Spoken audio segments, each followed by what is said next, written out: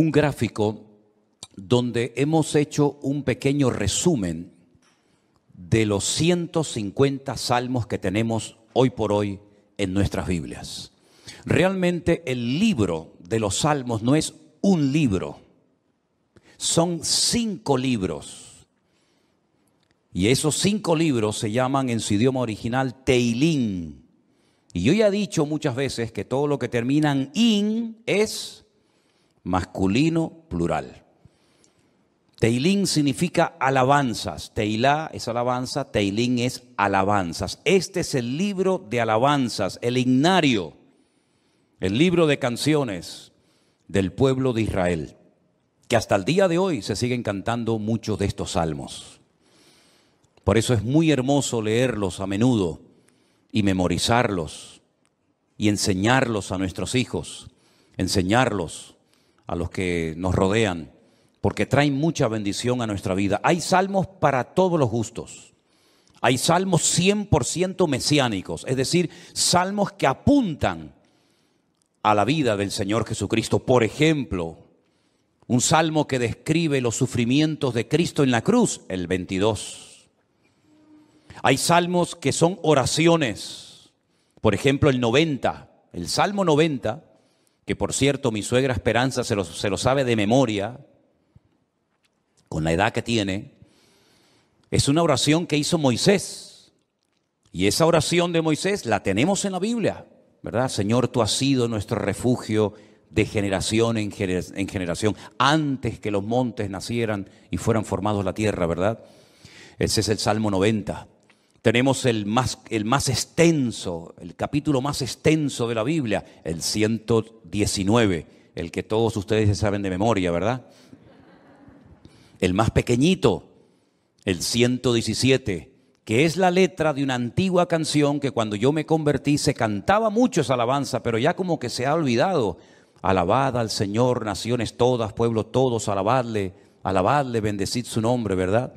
Tenemos el famoso Salmo 133, Inema tobu manaín shebedajin gam yahad. Mirad cuán bueno y cuán delicioso es habitar los hermanos juntos en armonía. Tenemos salmos proféticos, salmos que son quejidos, lamentos, ¿verdad? Tenemos la oración de los ancianos, la petición, el salmo de los ancianos, el salmo de las personas que ya han pasado a otra etapa de la vida. Es un salmo precioso también. Pero todos esos salmos se fueron recopilando a lo largo de la historia en diferentes periodos. Y ahí les he puesto un gráfico en las pantallas de la iglesia para que ustedes vean el proceso que experimentaron los salmos hasta poder recopilar los 150 y tenerlos en nuestras Biblias. Por ejemplo, los primeros 41 salmos, del 1 al 41, se recopilaron, no significa que se escribieron, pero que se recopilaron en la época del rey David. Porque hay algunos de esos salmos que son antes de la época del rey David. Por ejemplo, el que les cité a continuación, el 90, que es de la época de Moisés. Pero esos 41 primeros salmos se recopilaron, se reunieron y posteriormente se añadieron al libro de los salmos en la época del rey David. Otros salmos, por ejemplo, del 42 al 72 y del 73 al 89, se recopilaron en los tiempos de esos 2 grandes reyes de Judá, los reyes del sur. Estos 2 reyes fueron extraordinarios, Ezequías y Josías. Ezequías fue aquel rey que decidió meter el agua por debajo de Jerusalén para que si fuera sitiada, si los enemigos atacaban Jerusalén, no les cortaran el suministro de agua y se murieran de sed, esperando fuera los enemigos que Israel se rindiera. Todavía ese túnel subterráneo, esos túneles, mejor dicho, porque son varios, que llevan el agua por debajo de Jerusalén, todavía hoy en día se pueden visitar. Son los túneles que conectan la antigua ciudad de Jerusalén con el famoso estanque de Siloé. Y uno de ellos todavía recoge agua de lluvia y se puede pasar por él, incluso mojándose, el otro no. Y el rey Josías fue un rey muy utilizado, un hombre, un instrumento tremendo en las manos del Señor. Fue aquel rey que, cuando le dijeron hemos descubierto el libro de la Torá, el libro de la ley en el templo que estaba abandonado, hace una serie de reformas extraordinarias que hacía muchísimo tiempo que Israel las necesitaba. Luego tenemos, por ejemplo, del Salmo 90 al Salmo 106 y también del 107 al último, al 150, tenemos esos salmos que se recopilaron en el tiempo de Esdras, el sacerdote, y de Nehemías, aquel copero, ¿se acuerdan? Que vivían en el palacio del rey y que es el instrumento que Dios utiliza para la restauración física, la restauración de los muros y también del templo de Jerusalén. Y Esdras fue el instrumento para la restauración espiritual del pueblo. Porque una cosa es que tú seas restaurado en tu economía, en lo natural, sea economía, sea salud, sea familia, que está bien, Dios también está interesado en restaurar esas áreas de tu vida. Y otra cosa muy distinta es la restauración espiritual de una vida. Tú puedes ser restaurado, digamos, en tu economía, pero no significa de que hayas sido restaurado en lo espiritual. Y si quieren ver un ejemplo claro de lo que estoy diciendo, vayan, por ejemplo, al famoso libro de Ezequiel, en el capítulo 37, cuando el Señor le dice a Ezequiel, ven que te voy a enseñar algo, y lo lleva al cementerio más antiguo del mundo, que está al este de Jerusalén, en el Monte de los Olivos, cementerio que tiene más de 3000 años, que se puede visitar hoy en día, que se conoce, bueno, el nombre que le dan los judíos hoy en día es el Bet Hayim, que es la casa de los vivos, pero realmente era el valle de los huesos secos, porque es un valle lleno de huesos, un valle lleno de muertos. Y el Señor, estando él en Babilonia, le muestra ese valle, ese cementerio, y le dicen, ¿tú crees que estos huesos vivirán? ¿Tú crees que volverán a la vida estos huesos secos en gran manera, que en algunos casos hay años y años que están ahí enterrados? Y el profeta Ezequiel le dice al Señor, yo no sé, Señor, lo que va a pasar con estos huesos, con estos muertos. Y el Señor le dice, predícales, profetízales a los huesos. Y dice que mientras les predicaba, comenzaron a levantarse esos huesos y se formaron cuerpos humanos, seres humanos, con piel, con tendones, con miembros, con cuerpos. Pero dice que eran como muertos vivientes, les faltaba el espíritu. No se movían, estaban ahí quietos como zombies. Y el Señor les dice, les falta el espíritu, profetiza, habla para que el espíritu entre en ellos. Y al final del capítulo 37, el Señor le explica al profeta Ezequiel lo que significa esa visión y le dice, esta es la casa de Israel.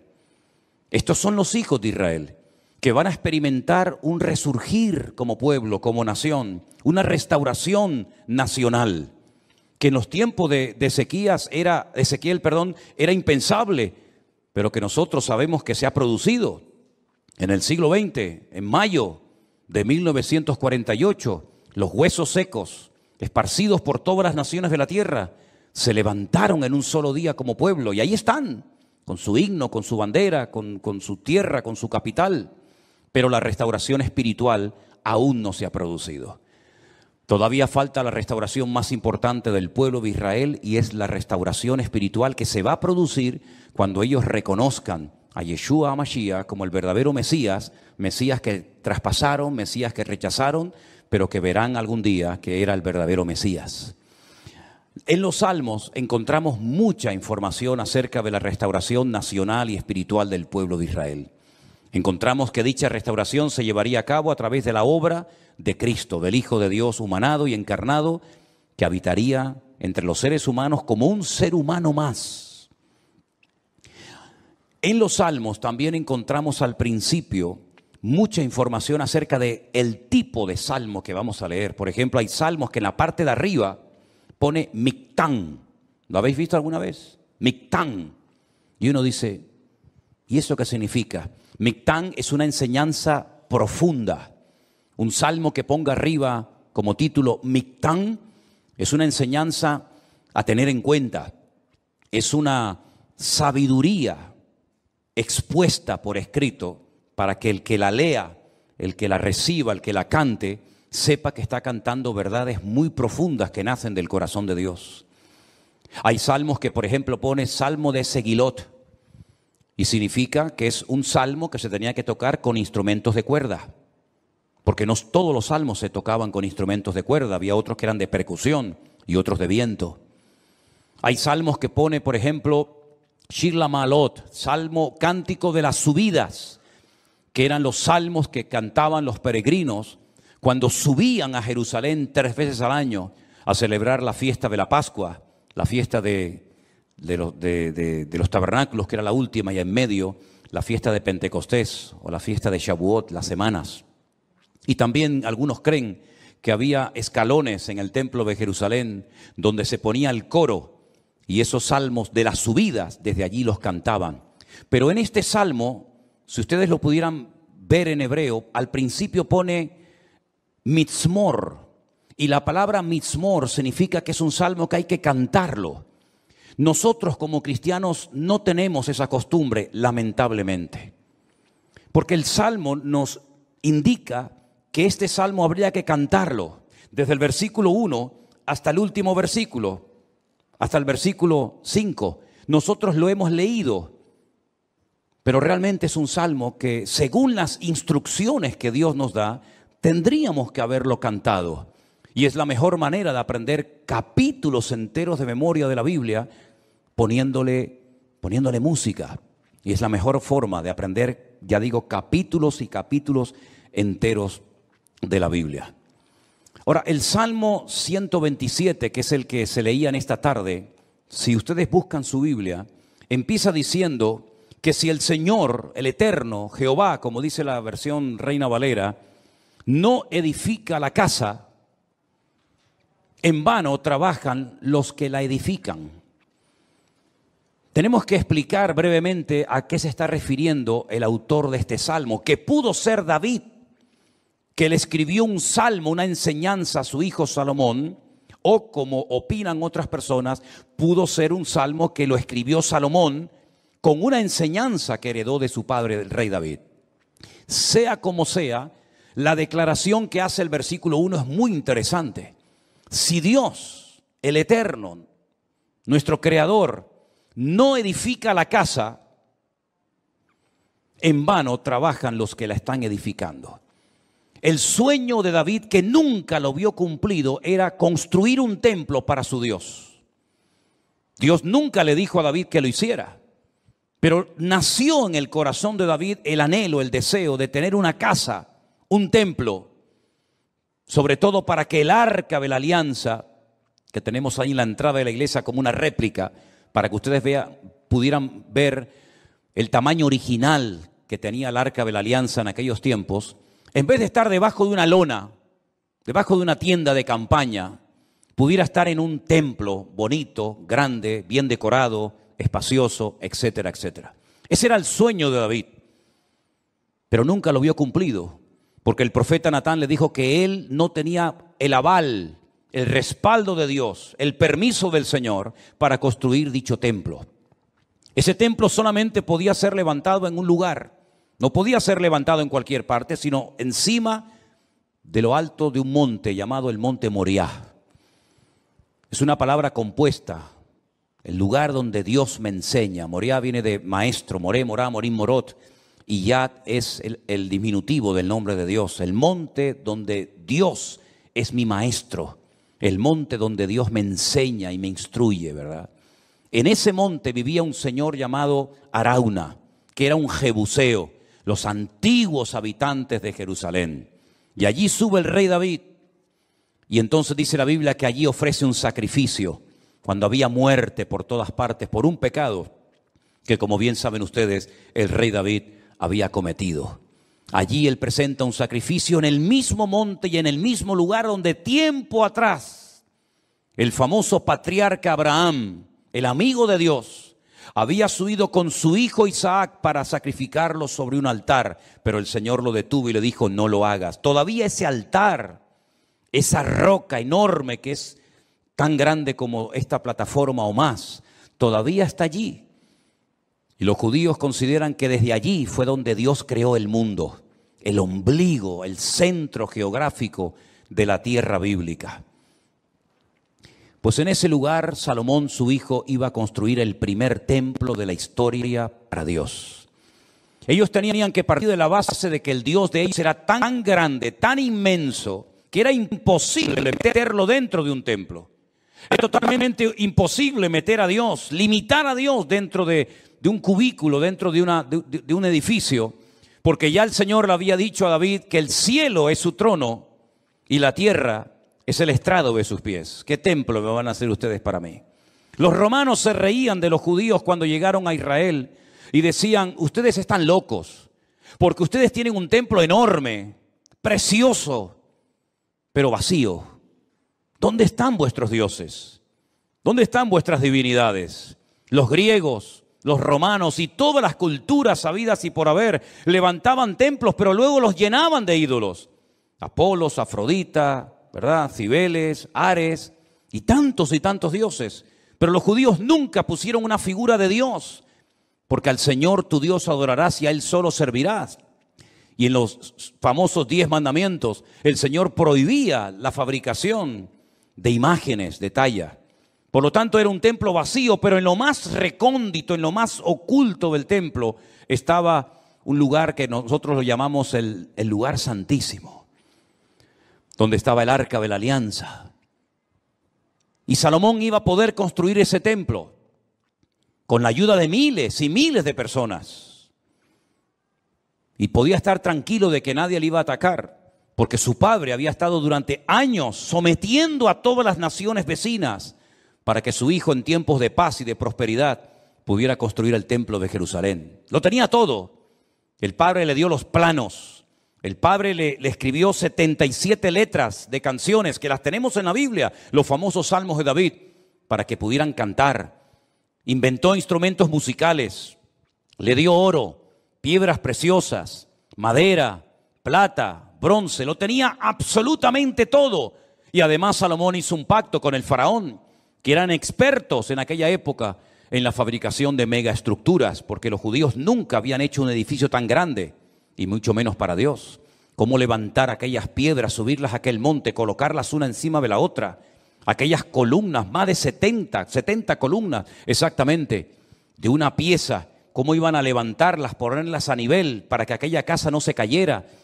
El templo no tenía arcos, como lo inventaron los romanos, por eso los arcos le han permitido a las fabricaciones y a la arquitectura romana permanecer hasta el día de hoy, pero eran columnas y era muy difícil poner aquello en pie. Hay, por ejemplo, en la ciudad de Jerusalén, en un lugar donde yo he llevado a algunos hermanos alguna vez, una columna entera que es como de aquí al fondo de la pared, que se quebró y allí la dejaron, y han pasado 2000 años y todavía aquella columna sigue allí. Él hizo un pacto con el faraón, se casó con su hija, hizo un pacto de no agresión. De hecho, su hija se murió en Jerusalén y hay en el torrente de Cedrón hay una pirámide pequeñita, recordando que allí está enterrada una mujer de origen egipcio, porque ella murió en Jerusalén. Y el faraón le ayudó a construir aquel hermoso templo. Pero Salomón sabía perfectamente que él podía tener el oro, la plata, los albañiles, los carpinteros, los canteros, absolutamente todo. Incluso había naciones que todos los años le traían, curiosamente, 666 talentos de oro. Multiplique 666 por 45, era una barbaridad de kilos de oro para ayudarle. Venían personas de todos los continentes de la tierra, unos le traían marfil, otros le traían diamantes, otros le traían de todo. Pero él sabía que aunque lo tenía humanamente hablando todo, sin el respaldo, sin la ayuda del Señor, aquel templo nunca se iba a poder levantar. Y aquí hay una primera lección que tenemos que interiorizar nosotros como cristianos en el día de hoy. Nosotros nos podemos esforzar mucho y de hecho el esfuerzo forma parte de la vida cristiana. Esfuérzate y sé valiente, le decía el Señor a Josué, ¿verdad? Josué capítulo 1. Esfuérzate y pelea, le decía el apóstol Pablo a Timoteo. Pero por mucho que nos esforcemos, por mucho que trabajemos, por mucho que madruguemos o por mucho que trasnochemos, sin el respaldo, sin el favor de Dios, todo lo que hagamos nos sirve absolutamente para nada. ¿Cuántos dicen amén? Algunos creen que por trabajar más van a ganar más y se equivocan, porque la Biblia no enseña que para ganar más hay que trabajar más. Si usted quiere ganar más, no haga eso, porque lo está haciendo al revés. Si usted quiere ganar más, yo después le digo lo que tiene que hacer, pero no trabajes más para ganar más, porque vas a ganar menos y te vas a terminar agotando. Porque la Biblia dice en el Salmo que hemos leído que si el Señor no edifica la casa, en vano, y esa palabra en vano, esa expresión en hebreo en vano, significa para que no llegues al agotamiento físico y mental. ¿Qué les parece? Para que no llegues a un momento que digas, ya no aguanto más, estoy reventado, estoy cansado. Llego el fin de semana, quiero descansar y el lunes voy igual de cansado o peor. Y vas acumulando cansancio y durante la noche no duermes. Cuando dice el Salmo 27 que una de las bendiciones de Dios es poder dormir tranquilamente por la noche. Dice que a sus amados el Señor les dará el sueño. Y hay muchas personas que darían cualquier cosa con tal de poder dormir en paz, como nosotros, los hijos de Dios, que hemos aprendido a depender y a descansar en el Señor, podemos dormir en paz. ¿Cuántos dicen amén? No sé por qué nos han hecho últimamente a Elena y a mí una pregunta, me la hacen de vez en cuando, por internet, por WhatsApp, por correos, incluso hasta en persona. ¿Ustedes están durmiendo bien? Y preguntamos, ¿y por qué nos hacen esa pregunta? Sino pues con todo lo que tienen, todo el jaleo de atender gente de aquí y llamar, ¿ustedes duermen bien? Y la respuesta de Elena siempre es la misma, dormimos perfectamente. Porque nosotros hemos aprendido a descansar y a depender únicamente del Señor. No entramos en estrés, ni en nervios, ni en agobio. No perdemos la paz absolutamente por nada. ¿Por qué? Porque la obra no depende de nosotros. La obra depende del dueño, de la cabeza. Y el dueño y la cabeza es nuestro Señor Jesucristo. Me da mucha pena, mucha lástima cuando veo a cristianos agobiados, cargados, estresados, con la tensión disparada. Perdonen si alguien se siente aludido, yo es que no le he tomado la atención nunca a ninguno de ustedes, por eso hablo desde la libertad, porque claro, va a decir, ¿este hombre cómo sabe que tengo ya tensión alta? No, yo no sé nada, pero el Señor lo sabe todo. Pastillas para poder dormir, claro, después pastillas para despertarte. Agobiado, estresado, que no llego a fin de mes, que no pago el colegio de los niños, que los libros, que esto, que lo otro. Y yo he cumplido recientemente 60 años. No me da ninguna vergüenza decirlo, al contrario, estamos orgullosísimos de los 60 años que tenemos. Y de esos 60 años, que parecen mucho, pero a la hora de la verdad no son tantos, de esos 60 años, 40 los he dedicado a servir única y exclusivamente al Señor. Es decir, no me he dedicado en otra cosa los últimos 40 años de mi vida más que a servir al Señor. Con iglesias pequeñas, con iglesias grandes, con escasez, con abundancia, con mucha gente, con poca gente o con ninguna gente. Y en estos últimos 40 años, si algo hemos aprendido, sobre todo en este último año, es que Dios es galardonador de los que le buscan. Y cuando más difícil estaba todo, y cuando humanamente hablando era imposible que esto siguiera adelante, el Señor sin manos nos dio una cachetada de amor, mostrándonos y enseñándonos que Él es el que edifica su casa y su obra, y no nosotros. A mí me llama mucho la atención que este verbo, edificar, es exactamente el mismo que emplea el Señor Jesucristo cuando hace referencia a lo que Él iba a hacer. Edificaré mi iglesia. Su padre, en Génesis capítulo 1, nunca empleó el verbo baná o boné, que es construir, sino el verbo bará, que se parece, pero no tiene nada que ver una cosa con otra. Bará es un verbo que solamente aparece en la obra creadora de Dios. Cuando dice la Biblia que en el principio creó, ese verbo creó es bará y significa crear de la nada.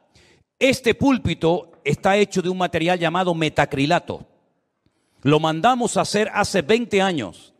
El que lo hizo, porque este no se ha perdido ningún culto desde que estamos aquí, Este ha estado todos los cultos, todas las reuniones de jóvenes, todos los cultos de jueves, todos los cultos de domingo. Este que está aquí, o esto que está aquí, ha estado siempre aquí. Pero el que lo hizo, no lo creó, lo hizo utilizando una materia prima, metacrilato. Y el púlpito que tenemos en la iglesia del Puerto de la Cruz es de madera. Y alguien lo hizo, no lo creó, utilizando la materia prima de la madera. Pero el verbo bará en Génesis capítulo 1 es crear de la nada. ¿Y cómo Dios creó sin utilizar materia prima?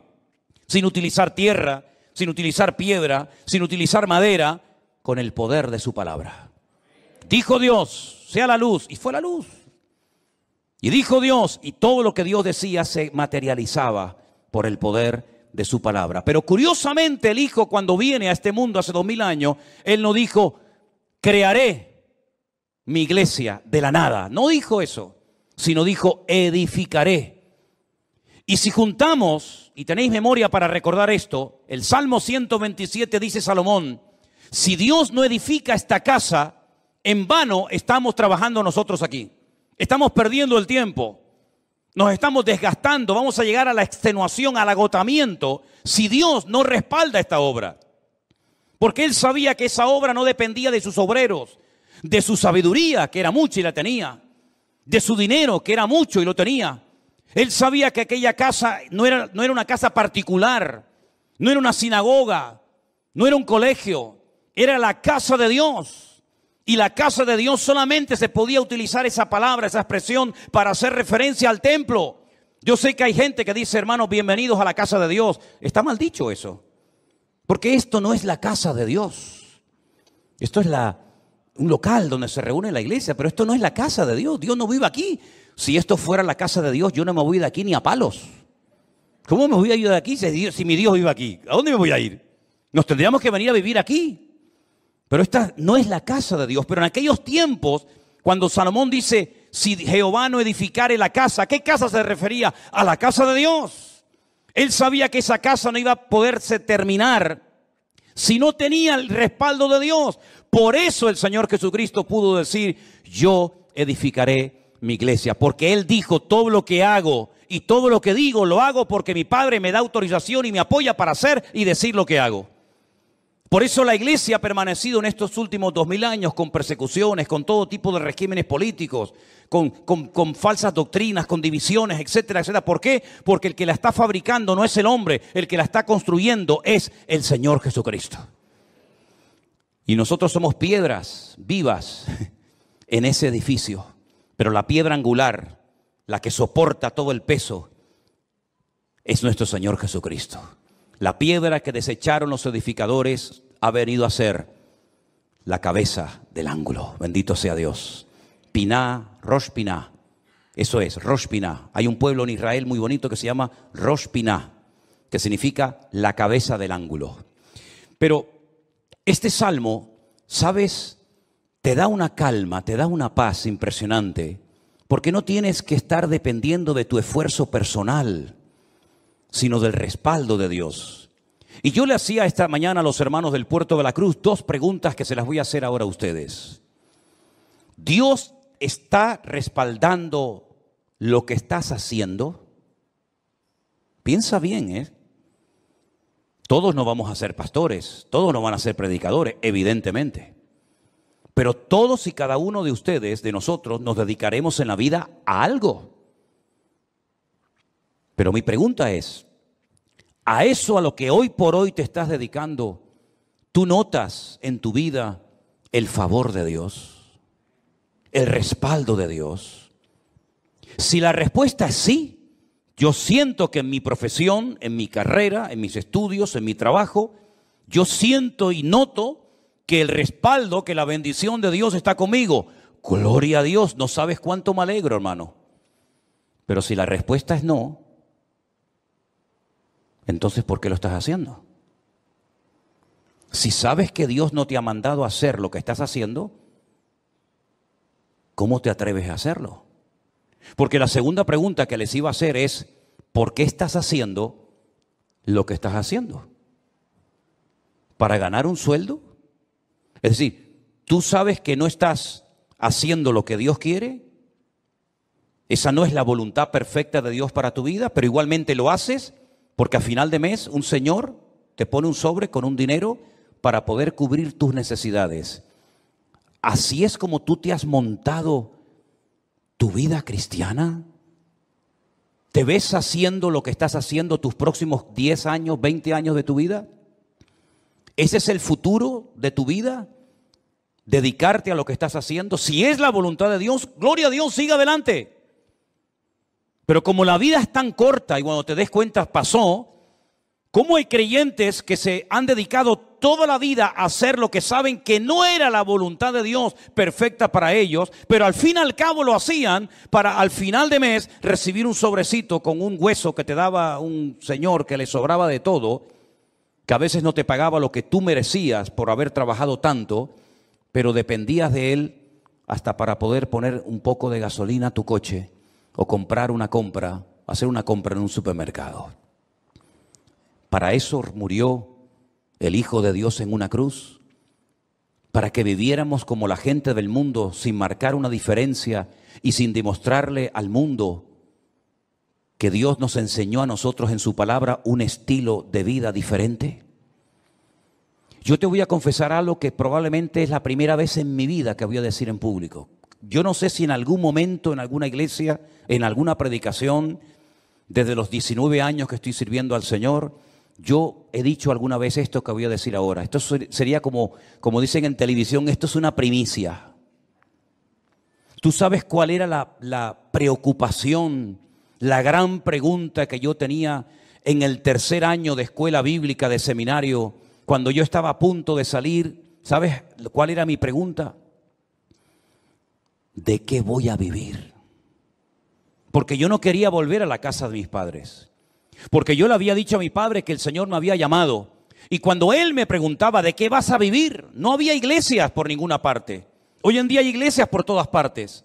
Pero en aquellos años, hace 40 años, no había iglesias prácticamente por ninguna parte. Eran contadas con los dedos de una mano las iglesias que, por ejemplo, había en Tenerife. Muchas de las iglesias que ustedes conocen o han visitado, o a lo mejor han estado, no existían. Las iglesias eran de 10, 15 personas, había muy poca gente, un culto de jóvenes con 5, 6 jóvenes, era un avivamiento. No había prácticamente nada y la pregunta que yo tenía en aquellos años era, ¿de qué voy a vivir? Porque no quiero volver otra vez a vivir en la casa de mis padres, porque sería entonces darle la razón al viejo de que me equivoqué y al fin y al cabo tengo que volver a vivir con ellos hasta para poder comprarme un par de zapatos. Pero casi la última semana de estudiar en aquella escuela bíblica en Las Palmas, en un piso allí cerca de las playas de las canteras, llegó un misionero, como eso ya les he contado en otras ocasiones, y me pidió que viniera aquí a Tenerife a echarle una mano en la obra. Y desde ese día, el 31 de mayo me gradué, mayo tiene, enero, febrero, marzo, abril, mayo. Desde el 1 de junio de 1981, ¿qué día es hoy? ¿Cuál? 31 de octubre, fíjate. Desde el 1 de junio de 1981 hasta el 31 de octubre del 2021, yo no he hecho otra cosa en mi vida más que servir al Señor. Me pude casar, pudimos viajar, hemos fundado iglesias en algunos lugares y estamos disfrutando de la obra del Señor como nunca jamás en la vida habíamos soñado. Sabemos lo que es estar sentado en una cama con una libreta, con una calculadora, sacando los gastos del mes y diciendo, no llegamos, no llegamos, no llegamos. Pero también sabemos lo que es, el Señor es mi pastor y nada me faltará. Hemos aprendido a vivir en escasez como no te imaginas. Y hemos aprendido a vivir en abundancia. Hemos aprendido a dormir en cualquier lugar. Porque el Señor nos ha mostrado de que cuando una persona es capaz de hacer un mínimo gesto por el Señor respalda y bendice la vida de esa persona. Y tengo un temor tremendo en mi corazón por toda la manera como el Señor nos está bendiciendo y abriendo puertas en todas partes. Porque sabemos perfectamente que no es por nuestros méritos. No es por nuestros méritos. Quiero decirles que cuando muchos de ustedes vinieron a esta iglesia, nosotros ya hacía años que estábamos aquí. Hacía años que estábamos en este lugar. Y el Señor ha ido edificando poco a poco su obra. Y hoy en día podemos hablar para la gloria del Señor de miles y miles de personas que en todas partes del mundo, muchos de ellos han conocido al Señor Jesucristo como su Señor y Salvador personal en este último tiempo. Anoche tenía una reunión por Zoom con todos los hombres de la iglesia virtual del grupo número 2, gente con más de 80 años, dándole gracias al Señor porque en la recta final de su vida, como ellos mismos decían, han conocido el Evangelio del Señor Jesucristo y tienen un hambre por conocer más y más de la palabra que a mí realmente me deja sorprendido todo lo que el Señor está haciendo. Yo quiero decirles a todos y a cada uno de ustedes que yo también tuve tu edad y estuvimos dispuestos cuando éramos jóvenes, recién casados con 21 años, a pagar un precio. Y nos llamaron locos. Los pastores nos reunían de vez en cuando y nos decían: estáis locos. ¿Cómo sois capaces de ir con una niña pequeña como era Priscila en aquellos años a un país tan lejos, sin conocer prácticamente a nadie, a vivir por fe? Pero cuando el Señor edifica su obra y cuando el Señor respalda su obra, no hay impedimento que pueda frenar la vida de un hijo y de una hija de Dios. Y yo quiero desafiarte a que tú pierdas el miedo, porque si de algo a mí me ha servido el Salmo 127 es a perder el miedo. Si Anderson, que está conectado al liderazgo y a los coordinadores de la iglesia virtual número 1, les hablara acerca de lo que cuesta, del presupuesto enorme que cuesta el hacer todas las actividades, nos quedaríamos con la boca abierta. Pero el Señor ha suplido de una forma increíble, porque el Señor es galardonador de los que le buscan, y cuando Él edifica la casa, no hay nada ni nadie que la pueda detener. Fíjate que en el Salmo 121, si te das cuenta, habla de la casa de Dios, es decir, lo principal, la obra de Dios, nada ni nadie la va a detener. Pero en segundo lugar, habla de la ciudad. Si Jehová no guardare la ciudad, en vano vela la guardia. Este versículo, cada vez que me tocaba a mí guardia en el ejército y te daban todas las balas y la metralleta y el armamento para estar de guardia, yo siempre lo decía en alta voz: si el Señor no guardare la ciudad, en vano vela la guardia. Porque todo lo que hagamos, todo tu esfuerzo personal, y que conste, quiero dejar bien claro, por favor, hermano, que el Salmo 127 no es un salmo que apoya al perezoso, al vago, al negligente. No, no, al contrario. El esfuerzo forma parte de una vida cristiana normal, pero todo nuestro esfuerzo, nuestro sudor, nuestro trabajo no sirve de nada si el Señor no respalda lo que estamos haciendo para Él. Absolutamente de nada. Luego es un golpe al ego del hombre, porque la gloria no me la llevo yo. Yo he sido el que he edificado, como decía Salomón, Nabucodonosor, ¿se acuerdan? Yo fui el que levanté la gran Babilonia. Y al final tuvo 7 años viviendo en un monte como un animal, para que el Señor pudiera arrancar de su corazón la arrogancia y el orgullo. Porque una persona arrogante, acomplejada u orgullosa no es digna de estar sirviendo al Señor.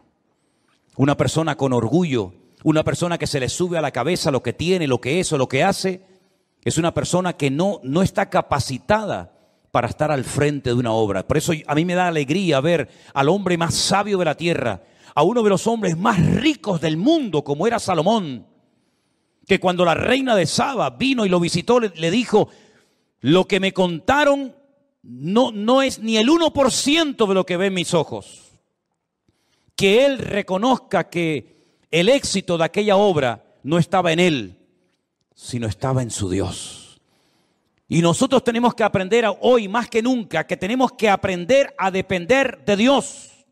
Y eso hay que enseñárselo a nuestros hijos y hay que enseñárselo a los jóvenes de la iglesia, para que nos demos cuenta de que en estos tiempos donde la economía está en crisis y donde el mundo irá, según la Biblia, de mal en peor, nosotros estemos preparados y sepamos adaptarnos a las circunstancias y no perder la paz ni el equilibrio, porque el Señor es nuestro Dios y estará con nosotros todos los días hasta el fin del mundo. Madrugar y trasnochar sin el respaldo de Dios no sirve absolutamente para nada. El Salmo 127 Es un salmo donde el Señor nos muestra que cuando dependemos de Él podemos estar tranquilos. Y mire lo que dice: por demás es que os levantéis de madrugada y vayáis tarde a reposar, por demás. Y que comáis pan de dolores, pues que a su amado dará Dios el sueño. Y ahora yo te pregunto a ti, ¿y ustedes cómo duermen? ¿Dormiste bien anoche?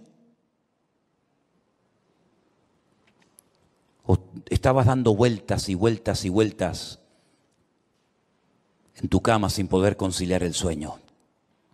Una de las señales de que nuestra alma está alineada con Dios es que nuestro cuerpo y nuestra mente puede descansar tranquilamente durante la noche. Una mente atormentada sin la paz de Cristo, sin tener esa comunión con el Señor, es imposible que tu cerebro pueda descansar durante la noche y dormir tranquilo sabiendo en quién has confiado. Fíjate lo inútil que es rodearse de cosas o de personas para que te protejan y para que te ayuden cuando no está el Señor controlando tu vida, tu economía, tu matrimonio, tu ministerio, tu iglesia, etcétera, etcétera. Por mucha gente que te rodee, por muchos amigos que tengas, por mucha economía que tengas, no sirve absolutamente de nada. Y te voy a poner un ejemplo tremendamente gráfico para que veas lo inútil que es rodearse de personas creyendo y confiando en ellos en vez de confiar y descansar en las promesas del Señor. ¿Os acordáis de Saúl?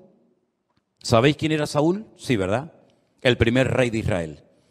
Estaba obsesionado con matar.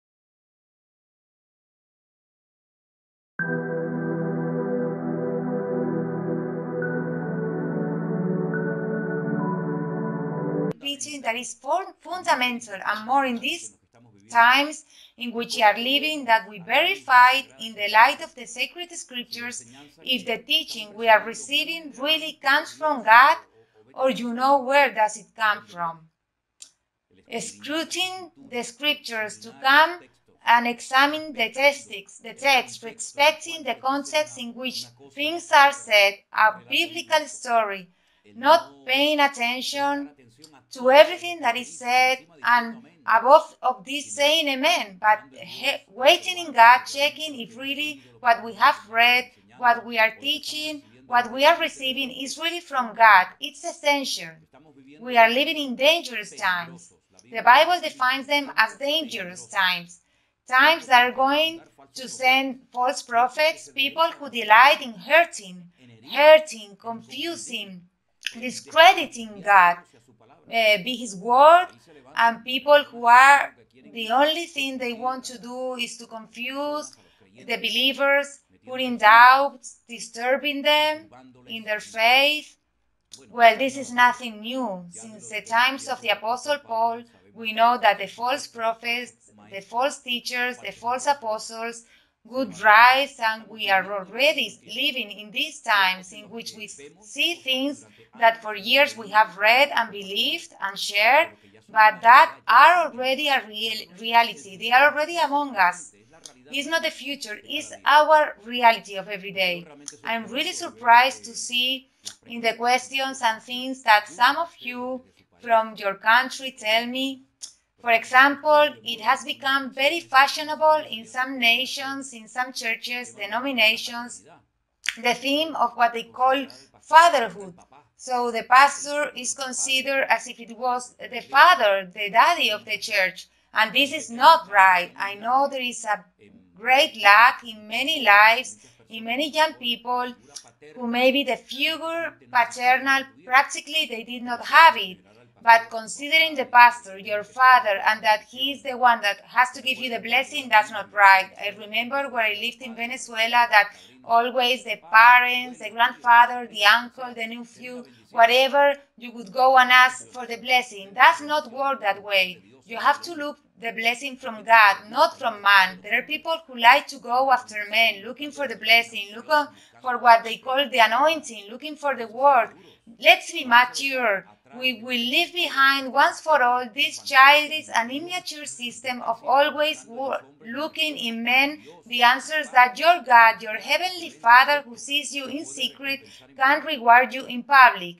Calls my attention a lot that there are people who are victims or have been victims of bad teaching or not teaching. They don't check, they don't scrutinize the scriptures, the amount of crazy things, of lies that are being told about the vaccine.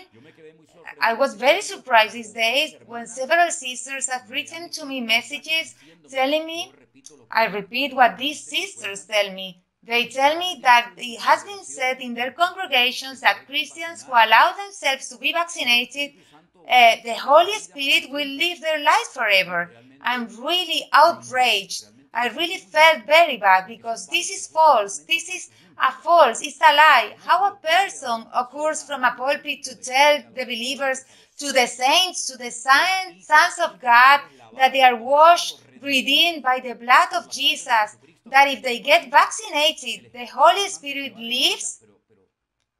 Oh, what's happening, my dear brothers? The detachment to the Word of God, the lack of knowledge hurts, and this is why we want to reinforce, we want to encourage each one of you to read, study, scrutinize, examine the text of the Word of God, so that you do not get carried away by these atrocities that some say. They look into the internet, they get certain information that seems to be secret information, seems that they have discovered the magic one truth, they have discovered gunpowder, and they begin to teach real madness and nonsense, people who they do not have a minimum of maturity and common sense. They scare Christians. The Bible says that the stumbling blocks, I said it yesterday in the preaching, I do not know if you agree, we read in Matthew 18 that the stumbling would always come from, and it says, who that made one of those little ones trip? God says, not me. The Lord says in His word that it would be better to him to tie a millstone around his neck and jump into the depths of the sea than to stumble to one of these little ones. That's why, brothers, we want to leave ignorance behind. We want to leave behind fear of men, and we want to dwell into the sacred scriptures, because they are the ones that can teach us, correct, guide, instruct you, strengthen you, encourage, and above all, remove the blindfold. Well, brothers, if you think so, let's go and pray. I'm going to ask you, all of you who are already connected, to do a prayer together.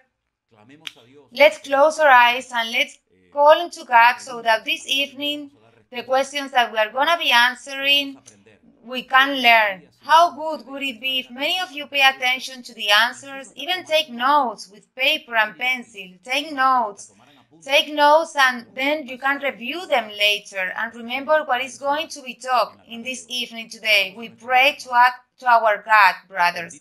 Heavenly blessed Father, we give you to all the glory and the honor to you by this privilege that you give to us. One more evening to be able to be around your word, and we want to ask you for wisdom from your presence. Help us to give biblical answers, to bring light. Let ignorance go away, fear go away, so we can have a firm and robust faith without being afraid of anything nor anyone, because your Lord has given us your word to bring us clarity and to strengthen us in the faith in you. We present this time of study in your presence. In the name of Jesus, amen. Let's start to answer the questions that we have been receiving lately.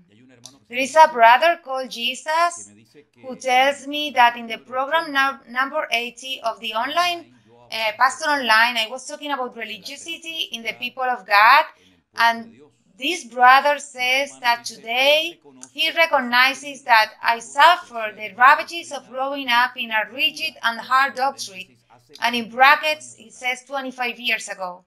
My family life is almost shattered by the stiffness and hardness with divisions and strife that hurts. With the pandemic, I have known you, and I hope to be able to solve these errors. I believe I am influenced by this religious spirit and a spirit of pride that you mentioned. How can I get rid of it? Because very easy. Just as you open the door to religiosity and pride close the door to that one and repent. Open your door to repent and ask the Lord to forgive you, and begging Him with all your soul, that with all your heart, that instead of being a religious, be a mature and spiritual person in the things of the Lord. Religious has nothing to do with spirituality. The word religion comes from the Latin term relega. It means to tie, to become tied. God comes to find us a church, does not come to find a church full of religiosity. God, the pride, the religiosity, the arrogance is the cancer that kills spirituality in the life of a church. If you recognize, glory to God. But acknowledging is not enough. If you acknowledge that you have been a victim of religiosity, that your marriage has even suffered a loss as a result of all of this, then you have to ask God for forgiveness. Be humble before God and exalt the Lord, and He's broad in forgiving because God loves us and the Lord has the best for the life of your children, so that you can ask the Lord for forgiveness, repent, and ask the Lord to free you from this attitude of pride, of religiosity, and you can be a spiritual person, a good father, you can be a mature person, respecting others, even if they are different from us, because this is one of the great problems of the religious, that they think that everything he does and everything he says is how things have to be done. He despises others, and this arrogance is pride, and pride that sometimes we camouflage of service to God. I'm serving God, but I despise others because I think they are not serving the Lord. That is pride. It's pride that is camouflaged and it's destructive. Pride is not from God. Pride is the opposite of humility, of dependence on our God. So repenting yourself, asking God for forgiveness, you can fix many, many things. If you have problems in your marriage, ask for wisdom to God and start working in your family, because that is the highest priority of a man's. My priority is not the church. My priority is not my ministry, but my priority is my family.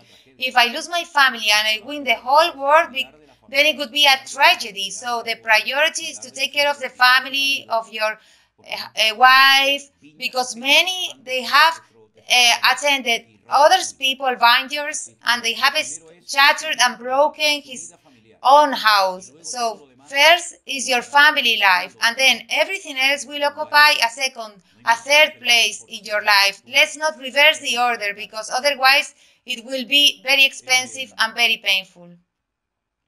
Viviana says, in my church, we pray in understanding and in spirit, in order. And there is interpretation, but other times there is no interpretation. Only brokenness, but no screams or screams. 1 Corinthians chapter 14, there are some verses that this sister mentions, talks about speaking in tongues. I just always that tongues are spoken, there must be interpretation, and when there is no interpretation, it means that we are practicing false doctrine. I'm very confused. The only way for you to stop being confused is to read and study the Bible more. If you read and study the Bible carefully, all your confusion will disappear. I can assure you, because the Bible was written to help the believers in the churches not to be in permanent confusion. When there is confusion, it is because there is little Bible, little knowledge of the Word of God. Read chapters 12 and 14 of 1 Corinthians, and you will know how the gifts of the Holy Spirit should operate decently and in order in the local congregations. If you read the Bible, you will realize there are gifts that we are going to put in quotation marks. They need the manifestation of other gifts so that they bring blessing, edification, and exhortation to the church. There are gifts that go hand in hand with other gifts. To others operate by themselves. So read carefully, once, twice, 3 times, as many times is necessary. Read the Bible. A long time ago, I read some books that said that in some synagogues, In some yeshivas where the word of God is studied in Israel, a good student, when the lesson ends, they read 100 times, he reviews the readings, 100 times reviews the biblical text, the notes that his teacher, his rabbi has shared. So from the student is expected, from the believer, that when the service ends and says amen, he will not forget the message he just heard, but that throughout that day, throughout the week, he's meditating and reflecting on the words he just heard. Go home, check the readings, take notes, get used to taking notes, brothers. What goes into our heads here goes into, what doesn't go into our heads can go into a notebook. It's really difficult to remember everything that a person hears during a message. Thank God that today we also have the social networks and channels where services are stored, meetings, messages, studies. I think that if I remember correctly, we have already more than 1,000 messages stored that at any moment you can see and review. But if you want to get out of your confusion on the subject of tongues, interpretation, and all that you want to achieve, you have to read and read and read and study and scrutinize the chapter 12 and 14 fundamentally of 1 Corinthians, and you will see how reading the Word of God with a good attitude in reverence, asking the Spirit of God to enlighten you and show you the truth and what is revealed, then you will be very edified and very blessed, and doubts and above all the confusion of the ignorance will leave. You will live once. This is what I recommend to everyone, to read the word, but not to do a superficial reading, but go deeper. And if you find a word that you don't understand, go and look for the meaning of the word. For example, someone asked again for the famous word that appears repeatedly in the book of Psalms, Selah. What you have to do, if you find a word in the Bible that you don't understand, go and search in a good biblical dictionary, search on the internet. Thank God today on the internet we have very good information. Of course, there is also information that is worth nothing. But the word Selah, it's a melodic sign. It's a sign of the liturgy of poetry, which means stop, meditate. Think about what you just have read. It's a musical sign, like silence.